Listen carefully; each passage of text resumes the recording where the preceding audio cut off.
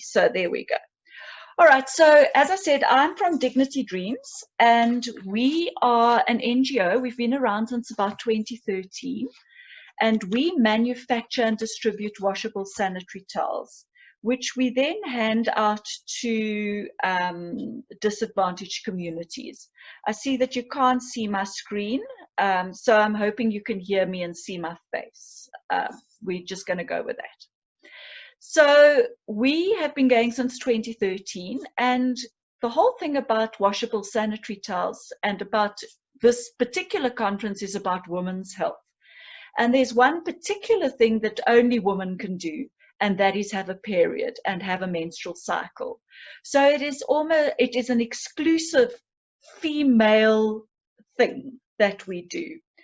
One of the things that disturbs me terribly about menstruation is the fact that people see it as a curse. When we talk about it, we talk about the curse. We talk about people wanting to, you know, my Auntie Flo is visiting. Oh no, you know, I can't do this. And I think that what we need to do is we need to change the conversation around menstrual health, because really without it, there is no human race. Without it, there isn't a next generation. We have to be able to see, and we must be able to change the conversation. So when your daughter is starting her period, we hope that she's excited about it, because it means that she can contribute to the human race. So that's what we do. We have a vision that every woman will be able to have access to pads, and that's where the dignity comes in, because everybody participating in this conference probably has enough money to go out and buy pads or tampons or menstrual cups or washable sanitary towels. It's one of those things that we need. We have to get them. They go into the groceries when we can carry on with our lives. But there are very many women and young girls who can't. And that's why we started this, was so that we could enable girls in school. So we wanted them to be able to participate in school fully. And whilst disposable pads are the go-to, and while disposable pads are seen as aspirational really to very disadvantaged communities, we would hope that everybody, maybe not the men in the room, but definitely every woman in the room, would be talking about and wanting to participate in using washables, because they are far more sustainable. So if you think about what Africa is doing at the moment, right now, as we are speaking, there are 53 million women on the African continent having a period. Let me repeat that number. 53 million women are bleeding right now. If they are using 4 pads a day, just think about how many that is that are dumping disposable pads either into our waterways, into our landfills, etc. So it really is important that we start thinking about our own dignity and about the dignity of the earth in terms of what we choose to use. So washable sanitary towels is what we do, and we often talk about why we do that. We decide that we need to, because when we go to schools, and I'll talk about the different levels of what we do, is when we go to schools, we deal with young girls. So we try and start as young as possible, sort of the age of 9 to about 17 is where we get to go. And what we want to do is talk to them about, so the younger we get them, we're able to prepare them for what is happening. Because I don't know how many of you were told about your period before you had it. we know that a lot of little girls start bleeding and then they are thinking they're dying. They don't know what's happening to them. They're terrified.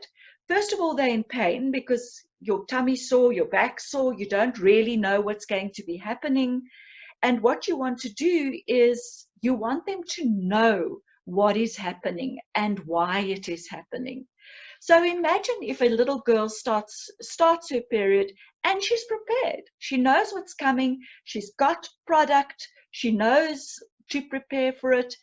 How much better that would be as an introduction into womanhood than being terrified that you're dying and not telling anybody for the first 2 times, and then finding out at school on the playground actually what is happening to you.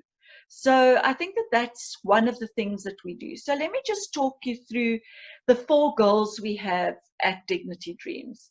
The first is obviously enabling girls in schools, so that we want to make sure that they are able to go to school. And this myth about them not going to school is really a myth.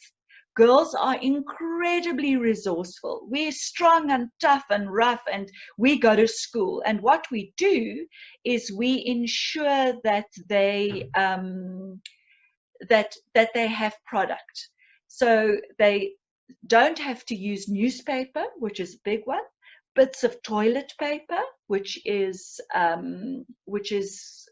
incredibly bad for the ecosystem. We've even seen girls use leaves. We've seen them use socks with sand in it to absorb the fluids. And all of that leaves you with an incredible chance of getting infections. And as I'm sure Dr. Elna will talk to you later about, is infections are not good for your vagina. It can leave you sterile in the long run, and we don't want any little girl to ever have to experience that.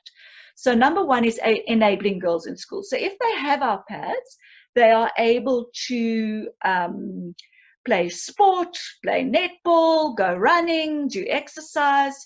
And when we talk to them in schools, we talk about all the things that they are able to do, because this thing about, oh no, you're having your period, you must sit quietly and not participate is nonsense. So we try and educate them that it's just a part of life and you can continue.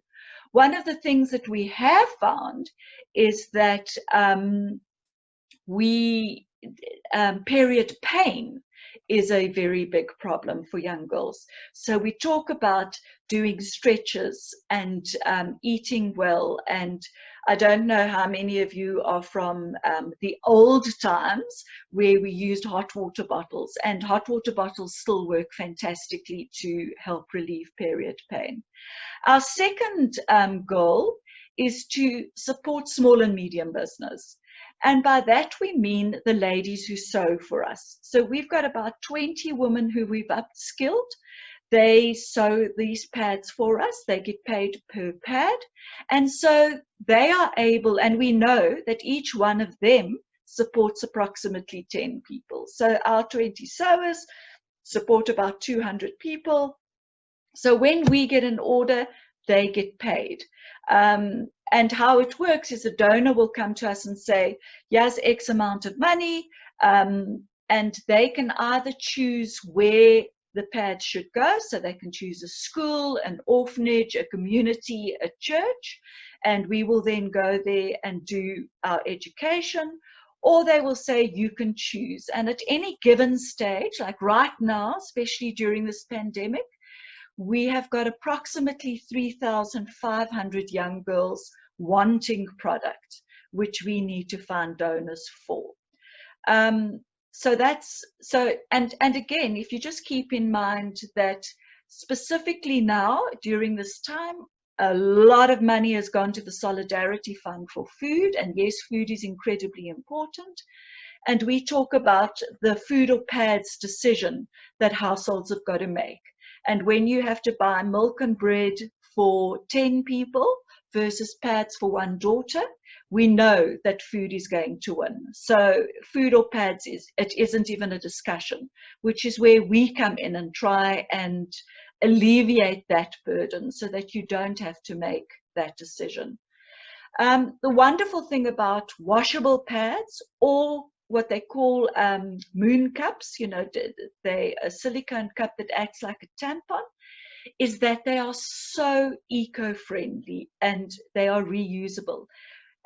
Menstrual cups can last for up to 5 to 10 years, depending on the medical grade of the silicone that they use. We don't introduce those into schools purely because we're talking to little girls and they don't really want to stick anything up their vaginas just yet. So the washable pads is what we work on. Our pads will last about 48 months with proper care. A pack will have 6 pads in it, which lasts the entire cycle. So you can wear one to school, put one in your bag. By the time you're getting home, you're wearing number 3, and you can wash 1 and 2. And so the cycle continues, and you're able to put it away and use for the next time.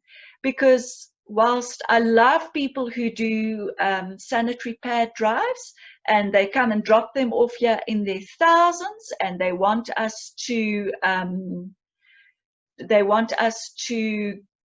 I've got somebody's chat on my line here. So if you are dropping off disposable pads, thank you very much. We will absolutely take them. But just remember that next month, are you bringing me more? Because one pack of disposable pads only lasts for 4 days, and then we have to continue again with something else. So these washable pads last about 48 months, which is far more sustainable. It doesn't have to go into landfill. It doesn't have to go into our waterways. It doesn't become something which is not, so they're very eco-friendly. So goal 1, keeping girls in school. Goal 2, creating employment. Goal 3, which is one of my favorites, is to educate. Educate, educate, educate, educate. If we got the education process right, we would be able to reduce all sorts of things. Teenage pregnancy, for one, because one of the biggest myths that is still around is you can't get pregnant the first time you have sex. And if you have had your first period, you are absolutely fertile. So that if you speak to most young girls who are pregnant, they will say, but I only had sex once. Whether that's the truth or not, we don't know. But we emphasize that once you've had your period, you are absolutely fertile and you can fall pregnant. We try and take fear away. We try and encourage discussion. We try to take shame and blame away from it. And it does give us an opportunity to just talk about reproductive health on a very basic level, because obviously we don't have permission to talk about sex, and it still is one of the most feared subjects, even with the audience that we've got here, I'm sure. And for us to speak to your children about sex is even more terrifying. So education is incredibly important, and we have a number of different tools that we use. And we've got an apron which has the uterus and the fallopian tubes and the ovaries on it, which we wear when we're talking to the girls so that they can kind of see where all this is happening. We talk about the uterine lining, we talk about the vagina, we talk about how to stay healthy and clean. We talk about your diet, what you should be doing, because as most of us girls know, all we want to do when we're having our period is eat chocolate and lie on our bed and do nothing else. So that's a lot of fun. So we talk about that. We have a flip chart, because very often the schools that we are going to don't have electricity, so you can't use PowerPoint and you can't use projectors and whatever. So we go old school flip chart and chat to the girls that way. We have a bracelet which you can track. We call it the menstrual tracker, so you can track where you are in your period, and they're different colors. So red is when you're bleeding, pink is when you fertile, dark pink is when you're definitely fertile, so be very careful during that period. And we hope that we leave the girls with some education. We also have a book called My Body No Shame, which we leave a couple of copies in the library at the school. And if the donor has paid for, we've got little books that we can also give to the girls for their own collections. It was written some time ago, and it really is quite fun and covers everything from, puberty. So, what do you, I don't know how many of you can remember puberty, but, all the zits you got and the mood swings and all those kind of happy things. So we deal with all of that. We also have an available chat line. So if they do want to ask us questions, they're able to. And then when we finished with the education, and we allow them to talk to us about anything. Now, we know that one of the most scary things to do is to put up your hand to ask a question, because everybody turns around and looks at you and you feel that you want to just die of embarrassment because you're the only person who doesn't know something. So we give out pieces of paper and pencils, and you can ask any question you want. You can ask anything, if it's about sex, if it's about menstrual health, if it's about mental health, if it's about anything, you can ask anything you want to know. And some of the questions we've been asked is, where do I go if my uncle is having sex with me? Where do I go if I think I'm pregnant? I've got an itch, how do I deal with that? My favorite one was, can I get pregnant from kissing? And the life orientation teacher stood up and said, yes, you can. At which point I almost fell off my chair and stood up and corrected that, because let's not lie. Let's tell the truth as honestly and as openly and as professionally as we can, because otherwise we're not serving any kind of purpose.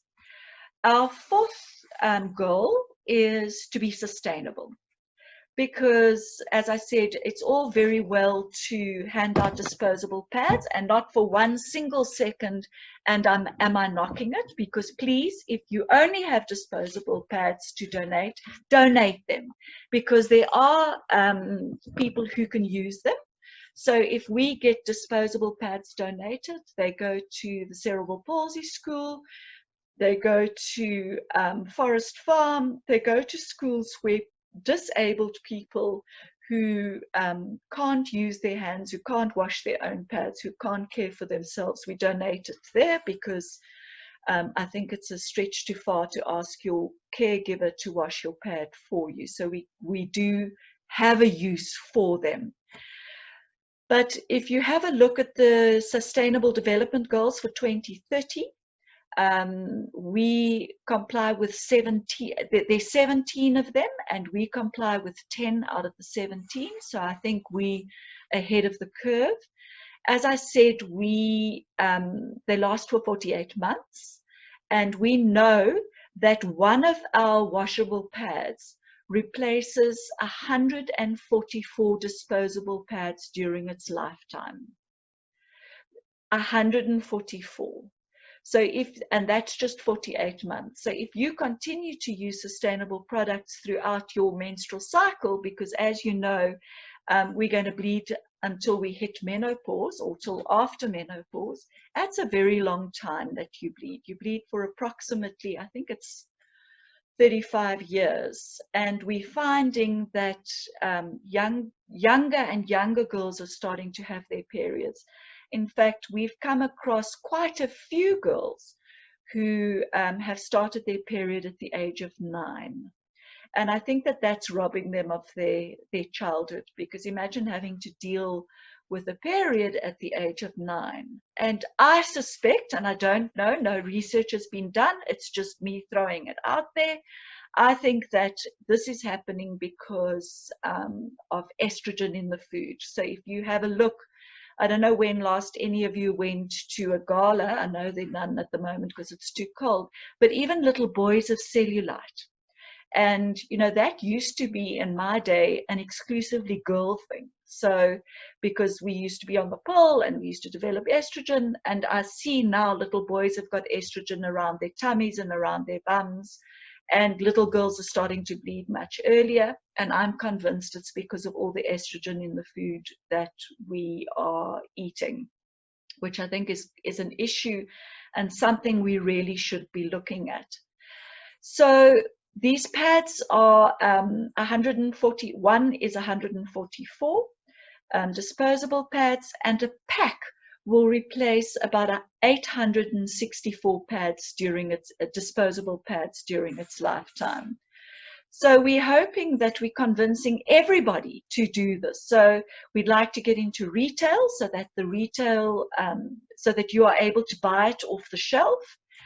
There's a bit of reluctance to that with the big retail outlets because it's not a fast moving consumable item. So if you buy one pack of pads today, they don't see you for pads for another 48 months.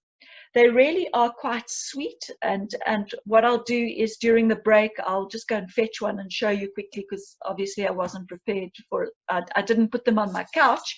And I'd really like you to see what they look like. But if you would like to just take down our email address, our website, you are able to see them. So it is dignitydreams.com, dignitydreams with an S.com, and you'll see everything on there. As I said, a pack costs 220 Rand. That includes 2 panties, because some of the areas that we go to, the girls don't even have panties. So it includes 2 pairs of panties, 6 pads, 3 regular flow and 3 heavy flow. It includes washing instructions, which now comply with the SABS requirements that have just come out. I haven't seen them. We did participate in the lobby group, and we have started making sure that we would comply with all the requirements. So we now just have to submit to be tested. We tested our pads a number of years ago for absorbency, and they were compliant.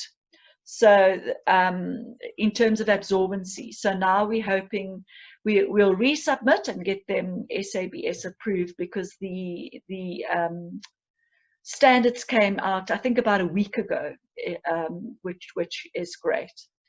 So if you'd like to know a little bit more about Dignity Dreams, we have a full board which monitors and decides our direction. We've been going since 2013, and our purpose is to re-educate everybody. We want you, men and women, to participate in the discussion, because, as I said in an interview recently, unless we include men in the discussion, there is no discussion, because we haven't got to the stage where men don't influence the way we think. If you think about any little girl in a classroom, who is she devastated about when somebody finds out about her having her period? If that blood is leaked onto her school uniform, she's devastated, she's embarrassed. And not really because of her female friends, but because some boy is going to make a jibe or a comment. And ladies, one of the things that we owe ourselves and our daughters and our granddaughters is to actually talk openly and honestly about menstrual health. 2 years ago, we did a survey across 200 men, ranging from the age of 15 to 70. And out of those 200 men, only 2 had heard about menstruation from a mother or an aunt or a grandmother. Everybody else had heard about it on the on the playground at school or from the life orientation teacher at school. And I think that that is a very sad indictment on us as women in our own homes, because that means we're not talking about it, we're hiding it, we're making it shameful, we're making it a big secret. And in my opinion, it really shouldn't be. Is it a private thing? Yes, it is. But is it a shameful thing? No, it's not. And we really should speak to our sons, our grandsons, our husbands, because I do think that will start breaking down the taboos and the shame around which we have. One of the things that we don't really have in this country, and they do in places like India and some African countries, is very big myths around it. So you can't be near animals, you can't go near the harvest, you can't go into the kitchen. Personally, I think the kitchen one we should have kept, girls. We should have stuck with that one and said, no, when we're having our period, we really can't go into the kitchen. That would have suited me, but unfortunately, it's not true. We definitely can go into the kitchen. There is nothing we cannot do when we are having our period. And in fact, I saw a wonderful T-shirt the other day which said, anything you can do, I can do bleeding. So I do think that women have got a superpower, and I don't know why we make it such a shame. I'm just going through my notes to make sure that I have covered everything that I wanted to chat to you about. The sustainability is one of my favorites. I would love to be able to make sure that we all use this. But one of the biggest objections we have, and one of the biggest things that we have in terms of getting to market or convincing women to use our pads, is what I call the ick factor.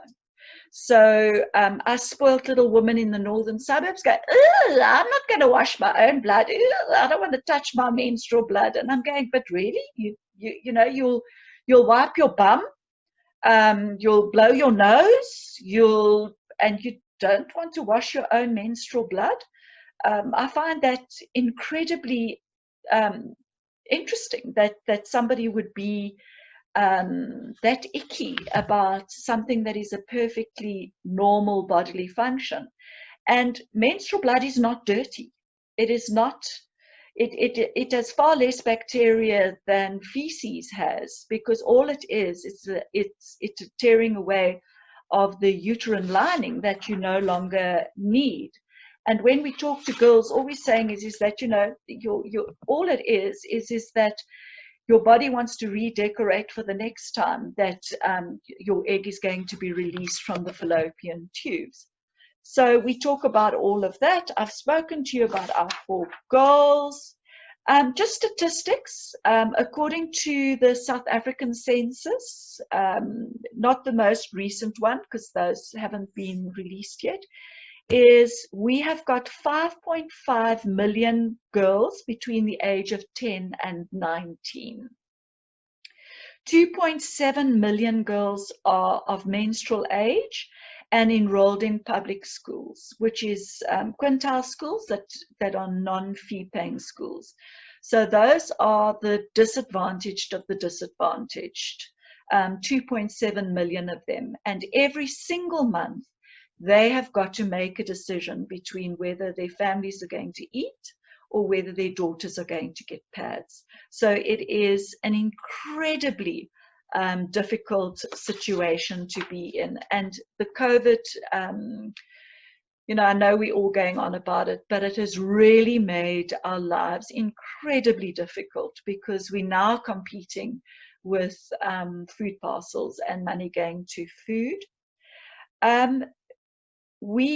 One of the most interesting things that I actually found out recently that I didn't know is International Menstrual Hygiene Day is the 28th of May every year. It's celebrated across the world globally. And I always wondered why the 28th of May. And then I found out. So May is the 5th month. And on average, we will bleed for approximately 5 days every 28 days. So it's the 28th of May, which sort of nods a hat at the at the cycle. So every 28 days, 5 days. And one of the things that we're very careful when we talk to girls is talking about what is normal, because my normal is not your normal. I might bleed very heavily for 7 days. I might just spot, you might just spot for 3 days. Everybody is different. But there are the fringes where it is really bad. So if you are bleeding for 2 weeks of the month and it's 1 week on and 2 weeks off, then please go and see somebody. And one of the biggest things that why girls don't go and see anybody is they're afraid. They think that they've done something wrong. They think that they're going to be punished, that the nurse is going to be cruel to them. And I have to say that many of the stories that I've heard are how unpleasant the clinic staff are to young girls, particularly if they want to go on to contraception. And I do think that we need to give attention and dignity to those girls, because the fact that they want to control their sexual health and their reproductive system is a good thing, and they should not be shamed in any way because of it, because at least we know that a baby born in poverty will stay in poverty. And if that girl wants to take herself out of poverty, she should have the right to do so. We have, in the last couple of years, we have distributed probably about, I think at the moment it stands at about 35,000 packs that we have done since 2013. We started slow, we had a huge escalation, and last year and this year it has slowed down again. But I do think that that has got to do with whatever is sexy for the year. So company CSIs will go with what is the new thing. So last year it was all about early childhood development. This year it's all about food packs and the Solidarity Fund. So I think you need, whatever you're doing, and I mean for us it's really important that we find people who can be our champions in the CSI space. Because if we continue to be a victim of what's fancy this year and what's the flavor of the month in terms of the CSI space, we will continue to battle. One of the things at Dignity Dreams that we've tried to do is to be sustainable so that we are not dependent on donations alone. So we sell a whole bunch of things. We sell our books, we sell our pads, we sell masks at the moment. We have tried to get into the retail space. We're in health stores. So we're trying to make sure that we're not just donor dependent, because I think that if you're an NGO in that space and you are trying to stay sustainable by just being with a begging bowl, I think you're going to be out of the park. Just remember, for those of you who maybe do have a little bit of money lying around, after I've said I won't have the begging bowl out, I've got the begging bowl out. Menstruation doesn't stop because of the pandemic. Just because we've been in lockdown and just because girls are not at school, it doesn't mean they've stopped bleeding. They continue to bleed. It's one of those things that happens until we hit menopause. And ladies who've organized this wonderful Women's Health Conference, maybe one of the things we can talk about next time is menopause, because I'm there. So, and it's quite an interesting place to be when you sort of hit menopause and all of a sudden these things that were a big deal in your life 5 years ago no longer matter. So why you should support us and help us give dignity to these young girls who really do need it is we are fully compliant with the NPO Act and the Companies Act. We have a tax clearance certificate, and we are a BEE level 1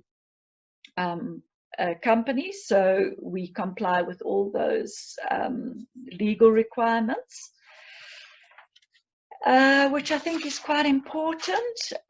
So we have very strict monitoring and evaluation processes in place. So when we manufacture, we have processes, we make sure that things are done correctly.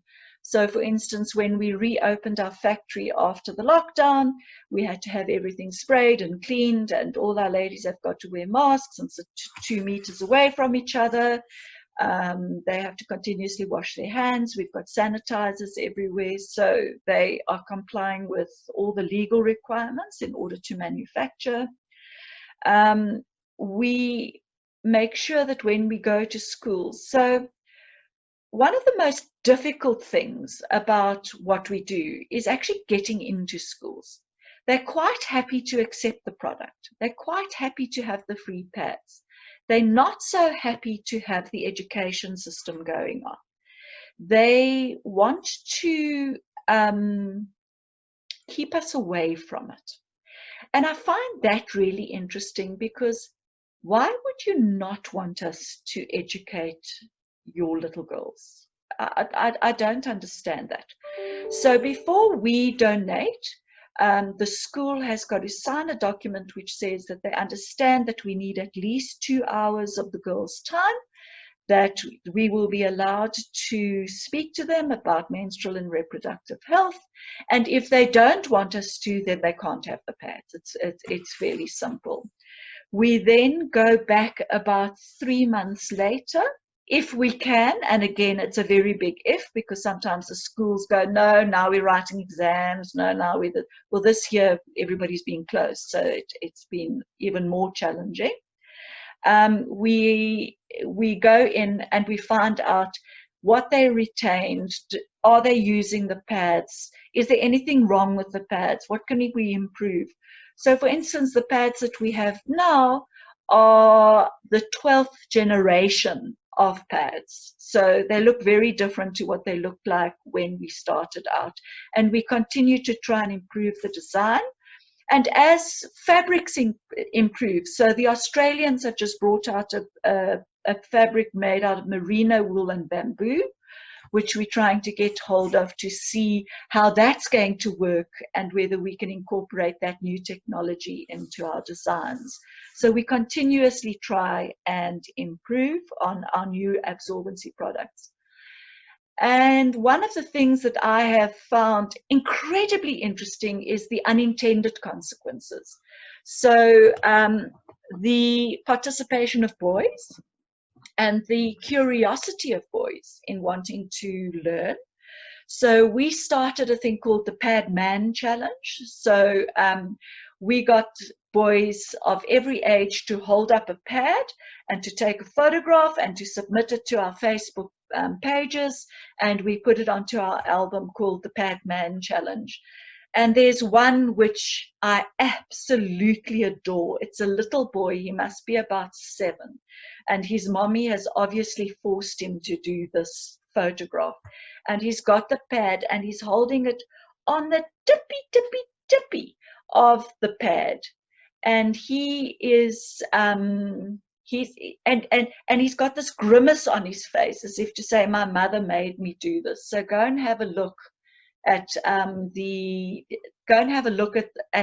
Pad Man Challenge on our Facebook situations. They are incredibly funny, and these men, and please get your husbands, sons, boyfriends to participate. It'll be great fun. So the other unintended consequence, which I'm delighted in, because when we go to these schools, it is incredibly heartbreaking to see what their bathrooms look like. So when I go to a school, I always want to go to the loo, and they say, no, use the staff toilets. And I go, no, I want to use the girl toilets, because I want to see what's available to those girls. Because if we're going to give dignity, we also have to give them dignity in ablutions and wash facilities and change facilities. And you would be horrified at the condition of those toilets. Granted, Some of it is at the girls' own doing. I mean, there is absolutely no excuse not to use the bin that is provided. But very often there isn't water. It's a drop toilet. There is no sanitation whatsoever. And then we need to be able to look at that. If they do have sanitation, because the girls don't have access to proper menstrual products, very often the toilets are blocked because they're throwing newspaper, toilet paper, etc. down, and it gets blocked. So one of the unintended consequences that our washable pads have had is that their plumbing costs have come down because the girls are reusing the pads, obviously washing them and reusing them again tomorrow. So they're not throwing schmutz down the toilets, which is a great, I mean, nobody thought of that when we were making them, but it's the one thing that the schools consistently report on, is that their plumbing bills have come down, which we are very excited about. Our impact, we've recently just got a whole bunch of new girls commenting on how these pads have changed their lives. But just some of them that we have got is, I no longer have to skip school because of my period. I'd like to be a doctor one day. I want to live in a nice house, give my children a good education, and be happy. Another said, I feel more confident and I like how pretty the pads are.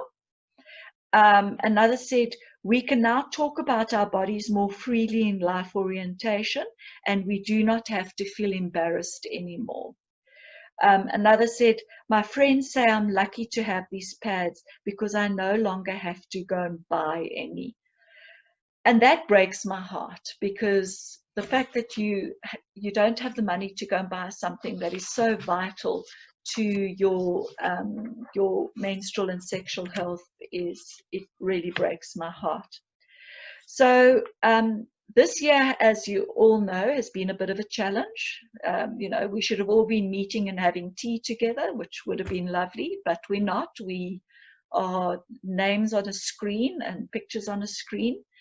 But the way we raise funds without just donors and raising funds is that we make use of the days. So Human Rights Day, World Menstrual Health Day, which I mentioned on the 28th of May, we had this huge event planned, which obviously didn't go ahead. Mandela Day, which is coming up now, Women's Month, and International Day of the Girl Child. So if you are in a company, or if you would like to volunteer and arrange for something around any of those, please let me know. We host a wonderful event which anybody can host, called the Red Dress Charity. Or we had men wanting to participate last year, and I said, well, you look so sexy in a red dress, but they weren't that keen. So we said, okay, well, we'll call it the Dress Red Charity, TEA. You can do a gin and tea. You can do a golfing tea.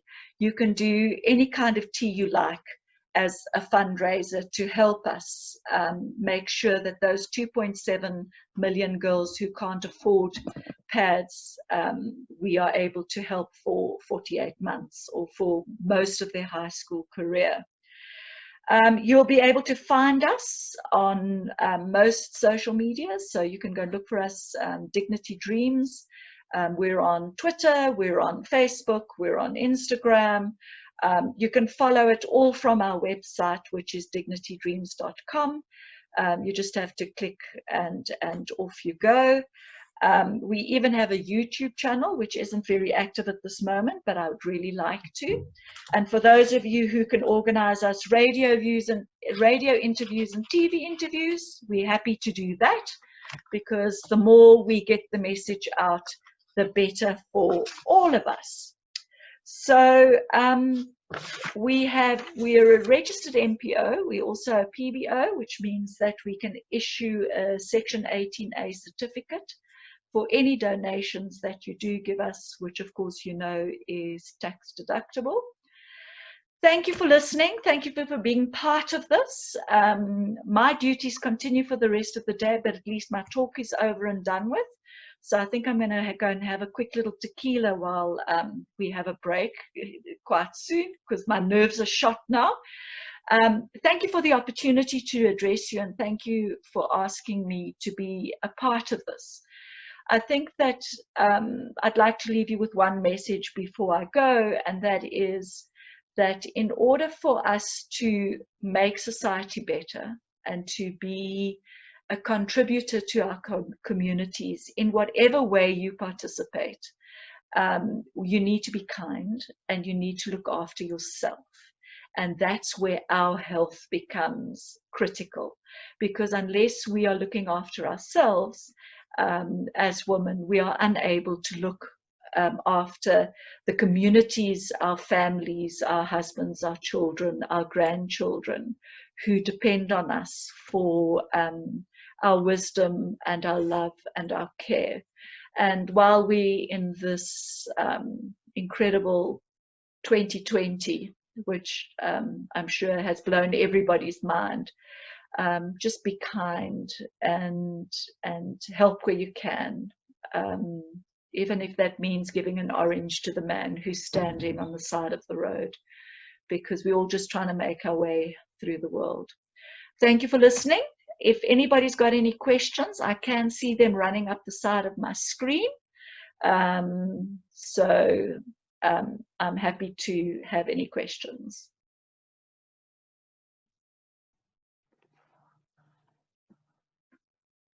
I got a wave from Shoki. Thank you very much. Okay. Good morning, Sharon. Morning. How are you? I'm okay, and good morning to the participants. Thank you for your presentation. I think let's welcome the presentation. And I share some of the sentiments or concerns that you raised, but I would like to work very closely with your sector, because the questions that you made reference to are the same questions that often when we engage at a strategic level, including cabinet, these are the questions that we get asked. And now if cabinet at that level still raises concerns around this washable product, how much more about an ordinary woman in society? So I would like to really request you to think how best we can change this kind of narrative and thinking about the washable pads. My biggest concern with washable pads is, and you made a very good example, that when you visit some of the ablution facilities, you get directed to the ablution facilities of teachers, yet there are those that are earmarked for schoolgirls, and that is actually where you see what is real. But I would like to request that you need to begin to play an advocacy role around how you balance the wash issues against your product itself. If you give it to a girl child who is in a complete rural area where water is a scarce commodity, what are we saying to that girl child, and how do we address some of those concerns? Or does it mean we work together, we reach out to companies, and we address the issue of wash from an infrastructure point of view? Because then, for me, it's worrisome that I'll give a girl the same pads, and then when it's soiled, they put it in some container. I don't even know what kind of container do you provide to keep it. And I'm raising these things out of concern. I'm not critical, my dear sister. No, not at all. And I have answers to all of that. Yes. Do we have something like a Ziploc kind of a container? I'm just making an example. That's enough for the girl child to feel free to put it in. And if you say yes, I'm more than pleased than any other participant here today. So we deal with those issues. The other thing that is also a concern, and I know we don't get much of a response from the school side. Yes, we provide the pad, we've solved the one problem, but how do we address the issue of the pain when they are at school? Are they permissible that we mobilize for things like simple paracetamol, or is it because there's a problem with medication and therefore you can't give kids medication if they react, you have a problem? But again, you are in school, you have your pet, but you're in pain. You know yourself as an adult how you feel when you're in pain and you're expected to be coping and concentrating. The last one, I would like to request you that you are doing a great job with your YouTube program. Maybe let's look at how do we even expand your reach to more people and changing those perceptions using other types of social media. One thing that I would recommend is maybe it's about time that we have discussions with the creative industry, those that are writing stories. We have a good program like Skim Sam, which we know most of the young people watch it, rich or poor. But if we begin to access the script writers, we give them write scripts that are educational, that are changing those norms, those perceptions, those myths, and we allow them to act out those scripts on an ongoing basis. And for me, that is going to assist you a lot in changing some of those myths. Then I said last, the Mandela Day. If it means we need to find an interface between MHM and gender-based violence and have a Mandela Day that is dedicated and focused on these issues, because we are inundated with gender-based violence, of which you cannot separate it from MHM issues. I think we can be heard and we can make a difference in that area of work. Encourage every woman. I know we can talk to men, but let's start with ourselves. Those of us that can afford, when we buy, can we buy a pad as well? For those that would prefer the sanitary pads that you buy. But if you can find a mechanism to promote more of your product, let's change the perceptions and the mindset out there. I've struggled a lot. I'm talking from experience. When I tried to convince some of the cabinet, even now when I take it to portfolio committee, they want to cut me into pieces when I talk washable product. So you need to help me and empower me with more facts that like you have done right now, and let's change that narrative out there. But thank you for the work that you are doing. Many more girls that cannot afford, that are forgotten out there, are benefiting from this. And we've provided a lot during this period because of COVID-19 in partnership with your development partners, your UNFPA, because we realized that the schools had shut down, the girls don't have access to these pads. We're doing our best. We may still not be reaching too many, but we are doing our level best. And thank you, my dear sister. Okay, thank you. So just to address some of the issues that were raised in specifically water. So the pack has a Ziploc bag where you can put the soiled pad in and keep until later, until you go home and wash.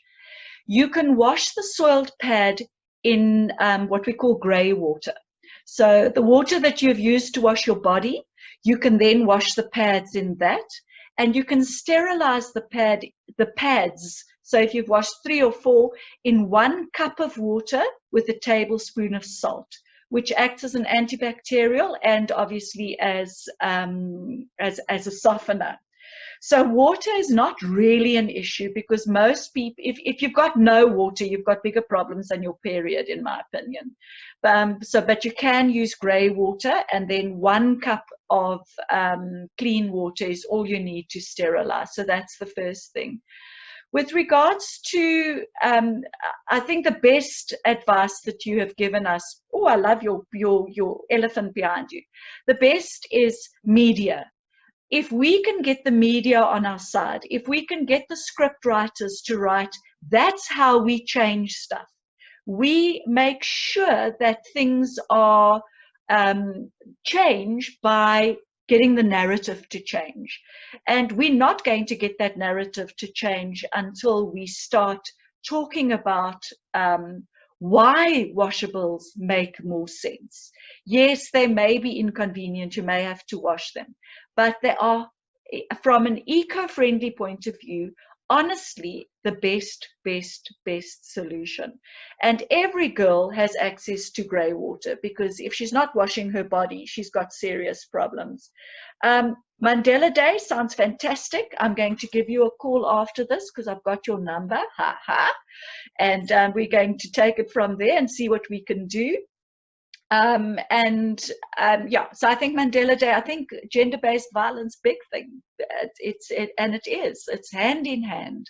We have to deal with it. And the last point was about period pain.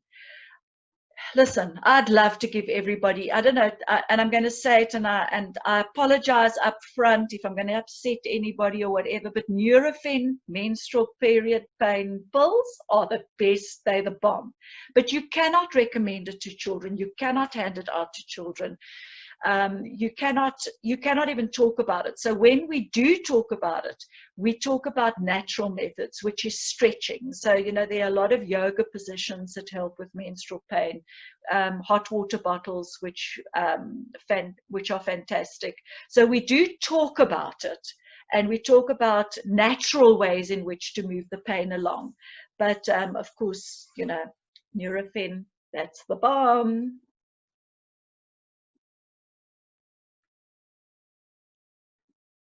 Okay, so can I just ask the organizers, the hosts, are we going to go to break now, or are we going to just continue? I'm not sure.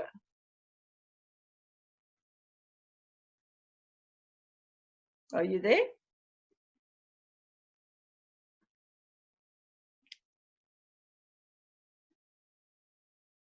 I think they've gone to have tea. All right, so we are running. I think they're back. Take a break. Okay, are we going to take a break? Hi, Sharon. Hi. I think we can take a break for now. All right, so we're going to take a break. We're all going to go and get coffee. I'm going to get a tequila. Yes. And we'll be back at 10:50. Is that correct? Yes. Okay. Thanks, everybody. Yes? So let's just take a break, maybe 10-15 minutes. Okay, so we will be back at 10:35. Does that work for everybody? Yes. Okay, I'm making an example. Yeah, 10:35. 10:35, we'll all be back. All right. Okay, thanks, everybody.